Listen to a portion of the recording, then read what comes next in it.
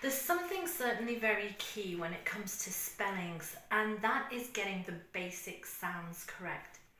English is an opaque language. It's really difficult to come to grips with. We have homophones, we have words that look similar to other words, we have sounds that change depending on where they are in the word and what the context of a word might be. So we have that they might look differently but sound the same, a homophone, or they may look the same but actually sound different.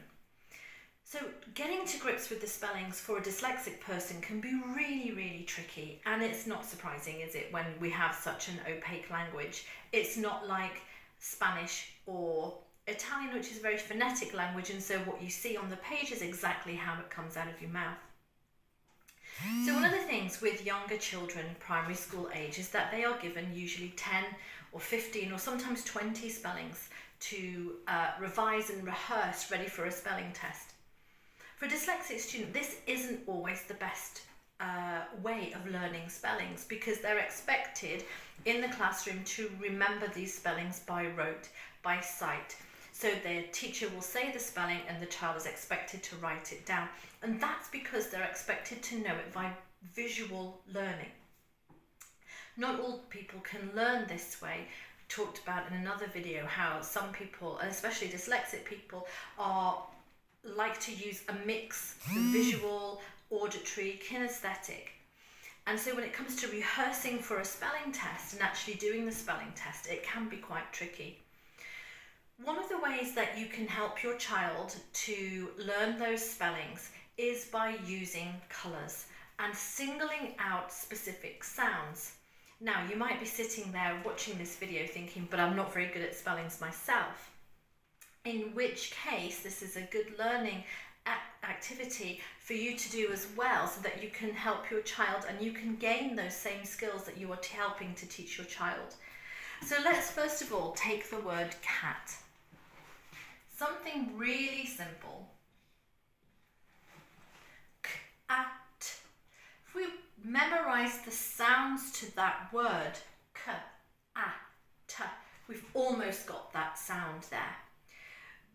And that makes the spellings easier. We're focusing on basic sounds. The basic letter sound here is the a in the middle. What happens with dyslexic people and people as well who struggle with their phonics is that the vowel sounds are lost. So in a word as simple as this, for a young child, we would rewrite the word using a different colour to bring that out. K, a, t, cat. So when we say the word cat, the vowel sounds are quite hard, and then therefore the consonant sounds are quite hard and the vowel sound is actually lost. So if we give that a colour, it makes it stand out. But what happens when we come across a word, for example, face?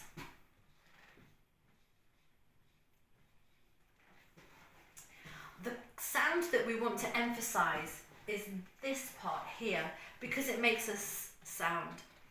I've seen children when they've come across spellings like this, they've written face like this because they hear a s sound. And of course, when they've learned the alphabet, we learn that it's s sound.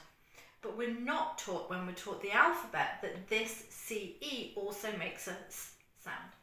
So with the spellings in the spelling test, rewrite with a colour.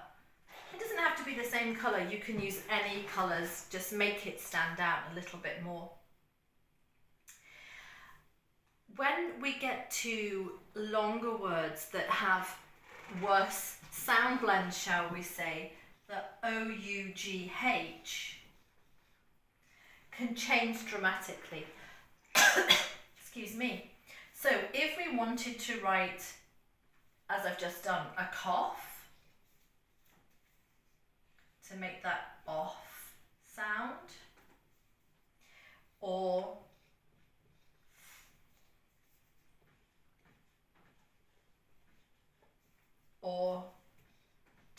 So we have an off and an or sound. Now I've just picked two colours here, but the best thing to do when learning sounds like this that change depending on the word, because obviously CE is never going to change its sound, is to put these into different colours. And so the student is able to recognise the colours and add them into the word and know the sound. The colour represents the sound, and that's the key here. When you're learning spellings and there is a sound to learn, which is a mix of the letters, then put them to a colour. And then you will start to see a difference and the spellings will start to work. Of course, in the spelling test in school, that might not be possible. The teacher may not want the student to write in a different colour, but perhaps if the colours are laid out on the table for the student to look at, it might make a difference as well. But it's one that as a parent you'd be able to speak to the teacher about, that this is a method that you've employed and it's actually working and working well for your child.